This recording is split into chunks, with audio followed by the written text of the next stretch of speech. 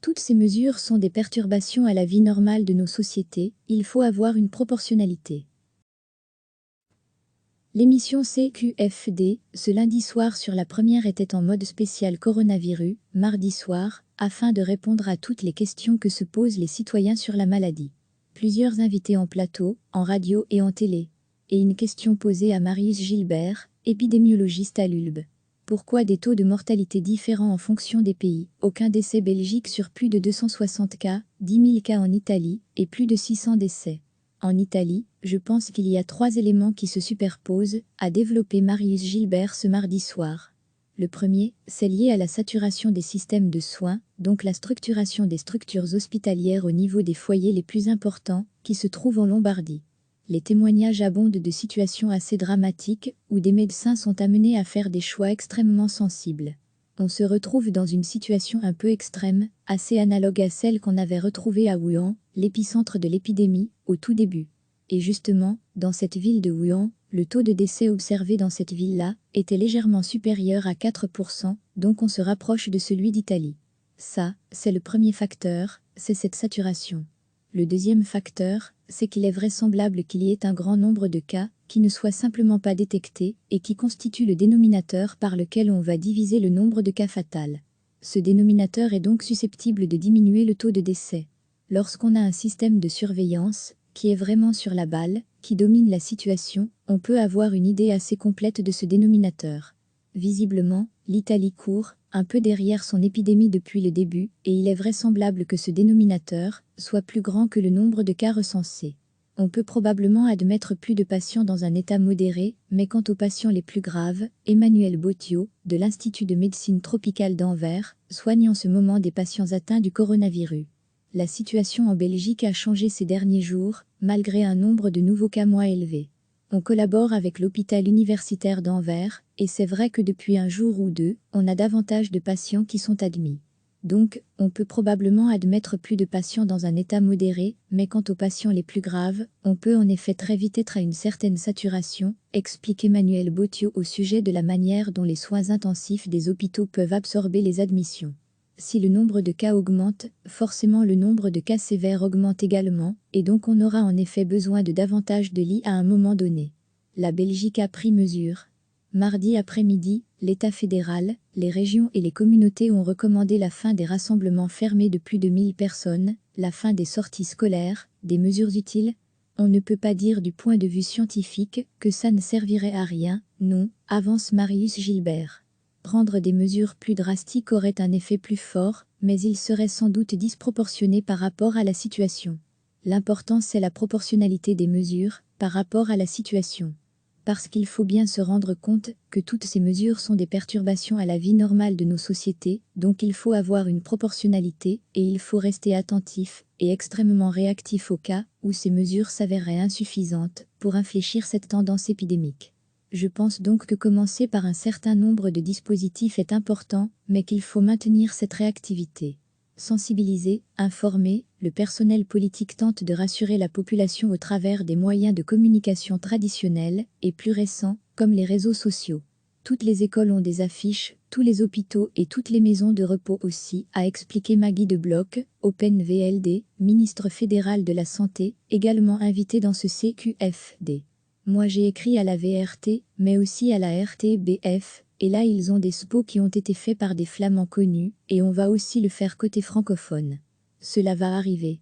J'ai demandé de le faire pour sensibiliser les gens, et j'ai aussi fait un petit film pour Facebook, pour les enfants.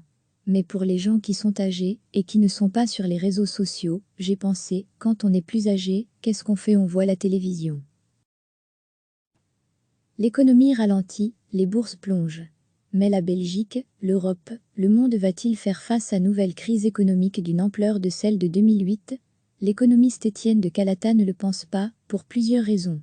Je pense que ce qu'on risque de connaître, c'est un phénomène plus violent, parce qu'il y a des activités économiques qui sont interrompues, ce qu'on n'a pas eu à proprement parler en 2008. Mais en même temps, c'est un phénomène qui a toutes les chances d'être temporaire. On ne détruit pas de la capacité de production.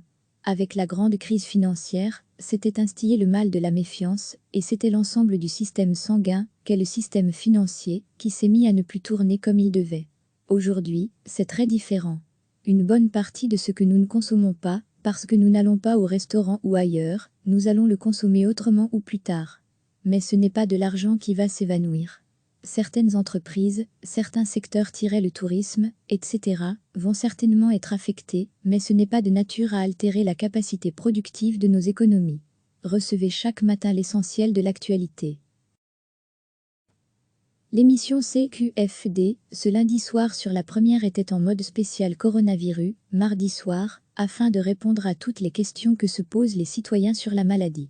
Plusieurs invités en plateau, en radio et en télé. Et une question posée à Marius Gilbert, épidémiologiste à l'ULB. Pourquoi des taux de mortalité différents en fonction des pays? Aucun décès Belgique sur plus de 260 cas, 10 000 cas en Italie, et plus de 600 décès. En Italie, je pense qu'il y a 3 éléments qui se superposent, a développé Marius Gilbert ce mardi soir.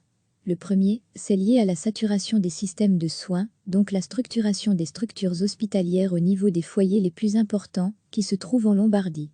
Les témoignages abondent de situations assez dramatiques, où des médecins sont amenés à faire des choix extrêmement sensibles.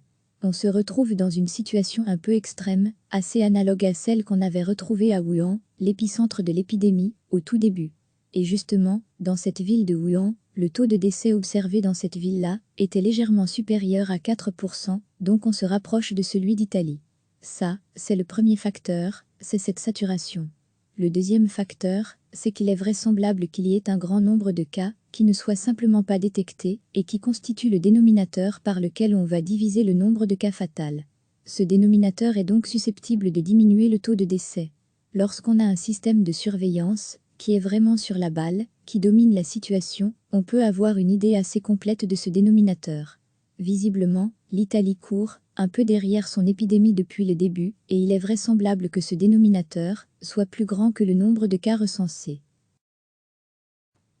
On peut probablement admettre plus de patients dans un état modéré, mais quant aux patients les plus graves, Emmanuel Bottio, de l'Institut de médecine tropicale d'Anvers, soigne en ce moment des patients atteints du coronavirus.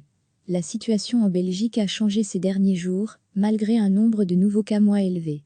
On collabore avec l'hôpital universitaire d'Anvers, et c'est vrai que depuis un jour ou deux, on a davantage de patients qui sont admis.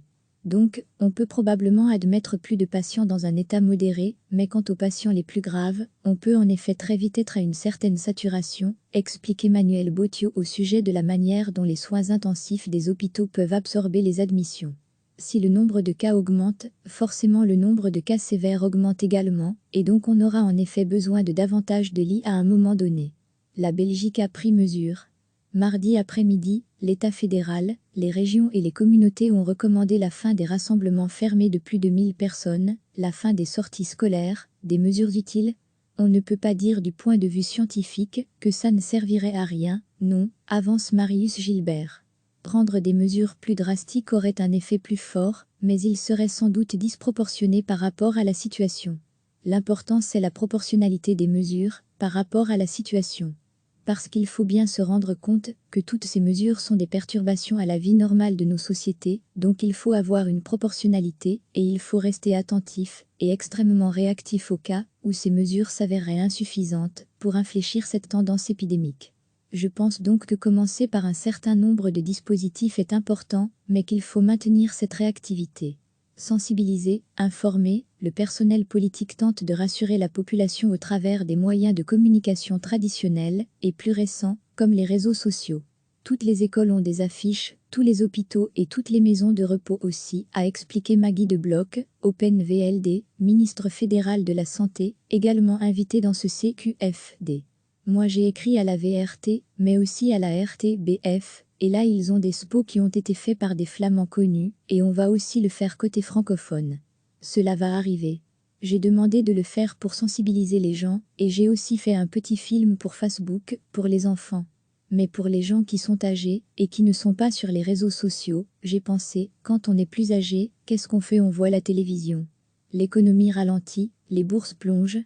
Mais la Belgique, l'Europe, le monde va-t-il faire face à nouvelle crise économique d'une ampleur de celle de 2008? L'économiste Étienne de Calata ne le pense pas, pour plusieurs raisons. Je pense que ce qu'on risque de connaître, c'est un phénomène plus violent, parce qu'il y a des activités économiques qui sont interrompues, ce qu'on n'a pas eu à proprement parler en 2008. Mais en même temps, c'est un phénomène qui a toutes les chances d'être temporaire. On ne détruit pas de la capacité de production. Avec la grande crise financière, s'était instillé le mal de la méfiance, et c'était l'ensemble du système sanguin, qu'est le système financier, qui s'est mis à ne plus tourner comme il devait. Aujourd'hui, c'est très différent. Une bonne partie de ce que nous ne consommons pas, parce que nous n'allons pas au restaurant ou ailleurs, nous allons le consommer autrement ou plus tard. Mais ce n'est pas de l'argent qui va s'évanouir. Certaines entreprises, certains secteurs le tourisme, etc., vont certainement être affectés, mais ce n'est pas de nature à altérer la capacité productive de nos économies. Cliquez sur s'abonner pour recevoir les dernières nouvelles.